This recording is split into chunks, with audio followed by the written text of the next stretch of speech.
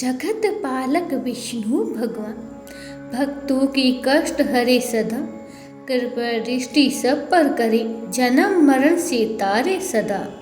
हरे कृष्णा। श्री लक्ष्मी नारायण भगवान की जय। इससे पहले की कथा सुनने के लिए आप सभी का बहुत बहुत आभार। आप सुनिए कार्तिक मास महात्म का 19वां अध्याय। कान्हा जी की और उनके भक्तों के प्रति निश्चल प्रेम का एक गठबंधन होता है। कान्हा के भक्त जब भी उन्हें सच्चे मन से पुकारते हैं, वे किसी न किसी रूप में अपने भक्त से मिलने के लिए पहुंच जाते हैं। ऐसे ही एक बार किसी गांव में एक पंडित जी रहा करते थे। वह रोज रोज घर घर जाकर भगवत गीता का पाठ किया करते थे, क्योंकि कान्हा जी को ऐसे लोग बहुत ही प्रिय हैं जो सदा भगवत गीता का पाठ करते हैं या सुनते हैं। कान्हा जी की विशेष कृपा भी ऐसे भक्तों पर सदा बनी रहती है। अब एक दिन उन पंडित जी को जब वे जा रहे थे तो रास्ते में कुछ चोरों ने पकड़ लिया और डांटते हुए पूछने लगे कि तेरे पास जो कुछ भी है हमें दे दे। पंडित जी हाथ जोड़कर बोले, बेटा मेरे पास तो कुछ भी नहीं है, बस यही एक भागवत गीता की पुस्तक है। चाहे तो तुम इसे ले लो, और अगर तुम्हें कुछ और चाहिए तो तुम एक काम करना, मैं यही पड़ोस के घर में जाकर रोज भगवत गीता का पाठ करता हूँ। वह यजमान बहुत बड़े लोग हैं। जब मैं वहाँ पर कथा सुना रहा हूँगा तब तुम उनके घर में आकर चोरी कर लेना, क्योंकि उस समय तो सभी लोग कथा सुनने में व्यस्त रहेंगे। तब तुम्हें चोरी करने में आसानी रहेगी। चोर पंडित जी की यह बात मान गया और पंडित जी को छोड़ दिया। अगले दिन जब पंडित जी उसी पड़ोस के घर में कथा सुना रहे थे, तब पंडित जी के कहे अनुसार वह चोर भी वहां आ गया। पंडित जी ने उस चोर को देख लिया था। अब वे अपनी कथा के बीच में उस चोर को सुनाते हुए कहने लगे कि यहाँ से मीलों दूर एक गांव है, वृंदावन, वहीं पर एक लड़का रहता है जिसका नाम है कान्हा। वे अक्सर वहां आया करता था। वह हीरो जवारों से तो सदा ही लदा रहता है। अगर कोई लूटना चाहता है तो उसको लूटे। वह रोज रात को उस पीपल के पेड़ के नीचे आता है जिसके आसपास बहुत सारी झाड़ियां हैं। चोर ने जब पंडित जी की बात सुनी तो बड़ा ही खुश हुआ और खुशी खुशी अधिक धन पाने की इच्छा से वहां से चला गया। अब वह चोर अपने घर गया और जाकर अपनी पत्नी से बोला कि सुनो, आज मैं कान्हा नाम के एक बच्चे को लूटने जा रहा हूँ। सुना है वह हीरो जवारों से लदा रहता है और वह जहाँ रहता है वह जगह यहाँ से मीलों दूर है। तो मैं एक काम करूँ, मुझे रास्ते में खाने के लिए कुछ खाना बांध कर दे दो। पत्नी ने थोड़ा बांध कर उसे दे दिया और कहा कि बस यही है, जो कुछ भी है इसी को खाकर पानी पी लेना। चोर अपने घर से यह संकल्प लेकर चला गया कि आज तो मैं उस कान्हा को लूट कर ही वापस आऊंगा। अब मैं पैदल ही टूटे चप्पलों में वहां से चल पड़ा और रास्ता बहुत लंबा था, लेकिन वह चोर मन में उसी कान्हा का नाम के बालक का ध्यान करते हुए आगे चलने लगा। हर समय बस उसी बालक का रूप उसे ध्यान में आ रहा था कि एक नन्हा सा बालक है जो हर समय हीरे जवारों से लदा रहता है और उसी के सारे हीरे मोती आज मैं चुरा कर ले आऊंगा। इस तरह रास्ते भर वह उस नन्हे बालक का ध्यान करता रहा और सुबह से लेकर चलते चलते शाम हो गई। जब शाम हुई तो वह उसी जगह पहुंच गया जहां पर उसे पंडित जी ने जाने को बताया था। अब उस जगह पहुंचकर वह सोचने लगा कि अगर मैं यहीं सामने खड़ा हो गया तो वह बच्चा तो मुझे देखकर भाग जाएगा। फिर तो इतनी दूर से पैदल चलकर मेरा यहाँ आना व्यर्थ हो जाएगा। इसीलिए उसने सोचा क्यों ना मैं पास वाली झाड़ियों में ही छुप जाऊं। अब जैसे ही वे चोर उन घनी झाड़ियों में छुपा, झाड़ियों के लंबे लंबे कांटे चुभने लगे। उस समय उसके मुंह में बस एक ही आवाज आई, काना काना। उसका शरीर लहूलुहान हो गया, लेकिन मुंह से सिर्फ यही निकला, काना आ जाओ, काना आ जाओ, आ जाओ काना। अपने भक्त की ऐसी दशा देखकर कान्हा जी चल पड़े। तभी रुक्मणी जी कहने लगी, कान्हा जी से बोली, प्रभु कहाँ जा रहे हो? वो आपको लूट लेगा। प्रभु बोले, कोई बात नहीं, अपने ऐसे भक्त के लिए मैं लूट जाने को तो क्या, मिट जाना भी पसंद करूँगा। अब ठाकुर जी ने एक नन्हे बालक का रूप बना लिया और वे आधी रात होने पर उसी जगह आ गए जहाँ पर वे चोर झाड़ियों में छुपा हुआ था। अब जैसे ही वह उस जगह पर पहुँचे, चोर एकदम से झाड़ियों से बाहर निकला और उन्हें पकड़कर बोला, अरे ओ कान्हा, तूने मुझे बहुत दुखी किया है। अब यह चाकू देख रहा है, चुपचाप अपने सारे गहने मुझे दे दे। कान्हा जी ने तो हंसते हुए उस चोर को सब कुछ दे दिया और चोर हंसी खुशी अगले दिन अपने गांव में वापस आ गया। बड़ा खुश था कि आज तो इतने सारे जवाहरात लूट कर लाया हूँ कि अब मुझे पूरे जीवन भर चोरी करने की आवश्यकता ही नहीं पड़ेगी। चोर बड़ा ही खुश होकर अगले दिन जब सबसे पहले उन्हीं पंडित जी से मिलने के लिए जाने लगा और पंडित जी जिस घर में कथा सुना रहे थे वहीं पहुंच गया। जितने भी गहने वे चोरी करके लाया था उनका आधा हिस्सा उसने ले जाकर पंडित जी के चरणों में रख दिया। पंडित जी ने जब देखा तो पूछने लगे, भाई ये क्या है? तब वह चोर बोल पड़ा, पंडित जी, आपने ही तो मुझसे उस कान्हा का पता दिया था और मैं तो उसको ही लूट कर ले आया हूँ और यह रहा आपका हिस्सा। आपने मुझे उसका पता बताया था ना, इसीलिए ये आधा हिस्सा अब आपका हुआ। पंडित जी ने सुनो तो कानों पर यकीन नहीं हुआ। बोले, अरे भाई, मैं इतने साल से ठाकुर जी की सेवा कर रहा हूँ, इतने सालों से पंडिताई कर रही है, वह तो मुझे आज तक नहीं मिले।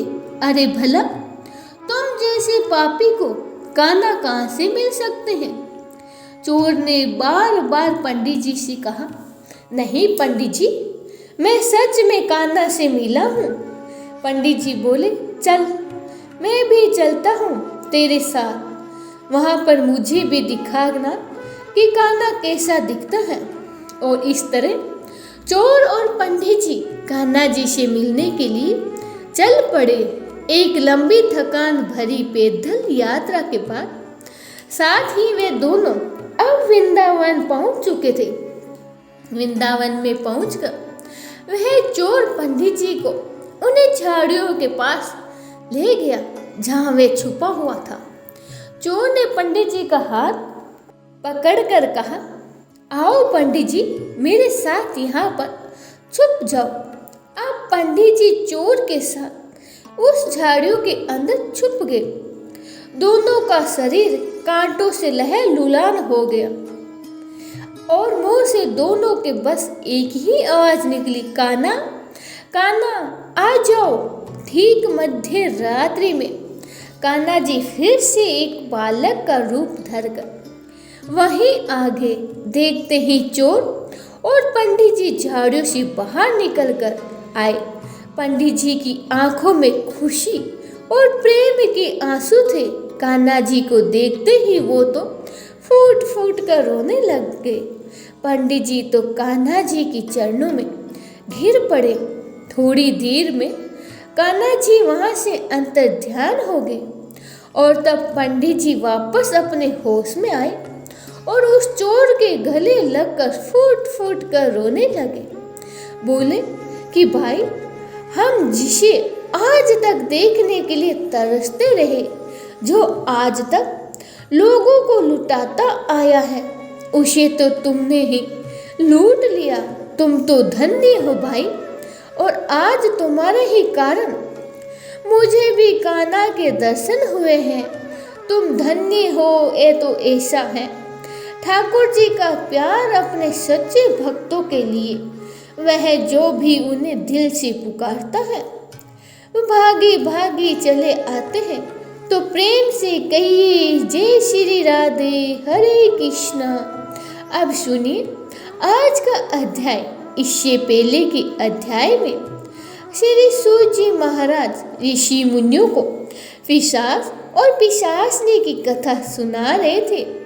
आगे की कथा सुनाते हुए श्री सूत जी कहने लगे, हे ऋषियों, इस प्रकार वे राक्षस और पिशाच भी दोनों घूमते फिरते नर्मदा नदी के तट पर एक वृक्ष के नीचे आ ठहर गए।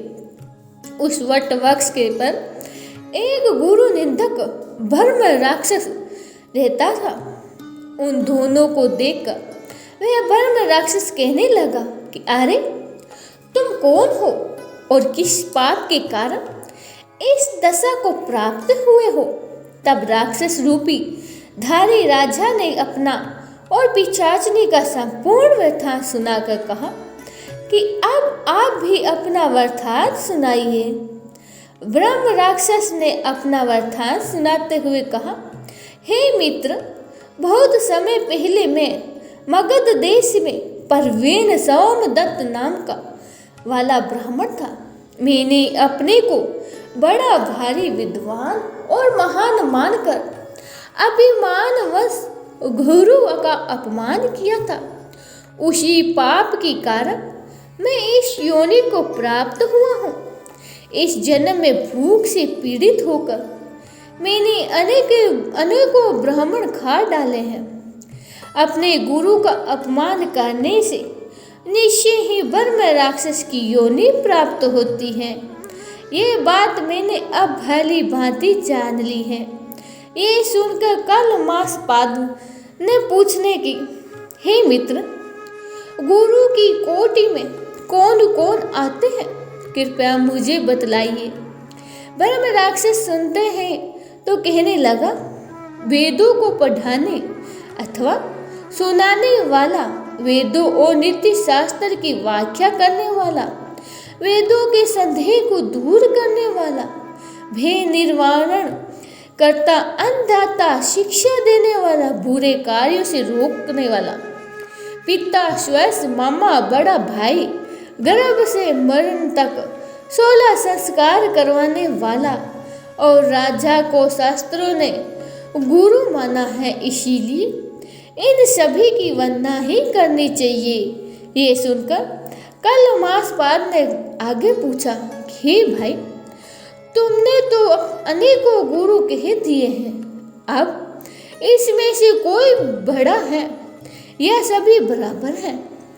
ब्रह्म राक्षस कहने लगा, हे मित्र, यद्यपि हम राक्षस हैं और साथ ही भूख प्यास से दुखी हैं, तो परंतु क्योंकि गुरु महिमा के वर्णन से ही कल्याण होता है, इसीलिए मैं इसका अवश्य ही वर्णन करूँगा। सुनो, सब गुरु बराबर हैं, फिर भी इस संबंध में शास्त्रों का कथन सुनो। वेद और मंत्रों का उपदेश करने वाला, धर्म शास्त्र और पुराणों के व्याख्यात और उपदेशकर्ता ये विशेष गुरु माने जाते हैं। इनमें से प्रमुख गुरु वह है जो देव पूजन कराए, देव पूजा का फल बतलाए या फिर गुप्त मंत्र का उपदेश दे। ब्राह्मण राक्षस ने अपने राक्षस बनने की कथा सुनाते हुए कहा कि मैंने धर्म, अर्थ, काम और मोक्ष देने वाले सभी पुराण गौतम ऋषि से सुनी थी। एक समय मैं शिव जी का पूजन कर रहा था कि उसी समय महेश्वरी गौतम जी वहां पर आ गए। मैं पूजा में ही लगा रहा और फिर मैंने खड़े होकर अपने गुरु को प्रणाम भी नहीं किया। तब शिव जी ने गुरु का अपमान करने के कारण मुझे ब्रह्म राक्षस की योनि में डाल दिया। यह कथा सुनते ही श्री सूर्य जी कहने लगे, हे ऋषियों, इस प्रकार गुरु की महिमा का वर्णन करने और सुनने से ही उन तीनों के ही पाप नष्ट हो गए। ठीक उसी समय उन्होंने कुछ दूरी पर गर्ग मुनि को आते हुए देखा तो पिशाचनी और उन दोनों राक्षसों ने उन्हें अपना भोजन जानकर दोनों हाथों में उठाकर उन्हें खाने के लिए उनकी ओर भागने लगे, परंतु गर्ग मुनि के द्वारा शिव जी का नाम लिए जाने पर उनके समीप ना जाकर पिशाच भी दूर से ही कहने लगे, हे महात्मा, आपको नमस्कार है। हम नहीं जानते कितने ही ब्राह्मण खा डाले हैं, परंतु महादेव जी का नाम स्मरण करने के कारण ही आप सुरक्षित हैं। तब गर्ग मुनि ने तुलसी युक्त जल से उनका अभिषेक किया। उस जल का स्पर्श होते ही वे तीनों राक्षस योनि से मुक्त होकर देवी रूप हो गए। ब्राह्मणी और सोमदत्त विष्णु रूप होकर मुनि की स्तुति करने लगने के बाद विष्णु लोक को चले गए। उन दोनों ने वैकुंठ लोक को जाने के पश्चात श्राप मुक्त राजा कल मास बाद अब सोचने में पड़ गया कि इन सब की तो मुक्ति होगी, अब मेरी मुक्ति किस प्रकार संभव होगी। उसको इस प्रकार शोक में निमग्न देखकर गुप्त रूप से सरस्वती जी बोली, हे राजा, तुम किस प्रकार की चिंता मत करो। राज्य सुख भोगने के बाद अंत में तुम्हें भी विष्णु लोक की ही प्राप्ति होगी। इन वचनों को सुनकर राजा कल मास बाद अत्यंत ही हर्षित हुआ। फिर राजा ने अपने गुरु का स्मरण किया और गर्ग मुनि को प्रणाम करके गंगा जी की स्तुति की। इसके बाद राजा भगवान विष्णु का स्मरण करता हुआ काशी चला गया और काशी में 6 मास रहकर राजा गंगा जी में स्नान और विश्वनाथ महादेव जी के दर्शन करते हुए आनंद प्राप्त करता रहा। इसके बाद प्रसन्नतापूर्वक अपने राज्य में आया। तब गुरु जी ने उसका अभिषेक कर उसे पुनः राजा बना दिया और वह अनेकों वर्षों तक राज्य करने के बाद अंत में मोक्ष को प्राप्त हुआ। इस कथा को समाप्त करते हुए श्री सूत जी ने ऋषियों से कहा, हे ऋषियों, इसमें आश्चर्य जैसी कोई बात नहीं है। भगवान का गुणगान करने और काशी जी का दर्शन करने से मनुष्य को निश्चय ही मोक्ष की प्राप्ति हो जाती है। तो गंगा जी में स्नान करने मात्र से ही करोड़ों जन्मों के पाप भी समाप्त हो जाते हैं। हे मुनियों, को ये कथा सुनाकर श्री सूत जी महाराज कुछ क्षण के लिए मौन हो गए। इसके आगे जो कुछ भी हुआ उसका वर्णन आप सभी अगले अध्याय में जरूर सुनिएगा। जय श्री कृष्ण, राधे राधे।